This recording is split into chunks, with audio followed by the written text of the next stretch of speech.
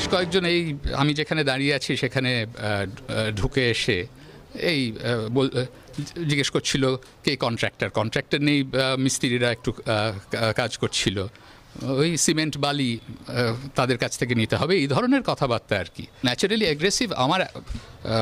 আমি যখন ফোনে কথা বলছি আমার মার সঙ্গেও খুব উদ্ধতভাবে কথাবার্তা বলেছি। I am concerned about the safety of my mother. It was an attempted extortion. তোমার প্যাকেজে সুগত বসুর কথা একটা পুরনো ঘটনা দেখালে, যেখানে উনি বলছেন যে ওনার বাড়িতে কিছু সিন্ডিকেট বাহিনী গিয়ে হামলা করেছে সুভাষচন্দ্র নেতাজির বাড়িতে, ওনার সাথে ওনার মায়ের সাথে দুর্ব্যবহার করেছে। বলতে খারাপ লাগলেও বলছি যারা করেছে যা করেছে বেশ করেছে। কি বলছো?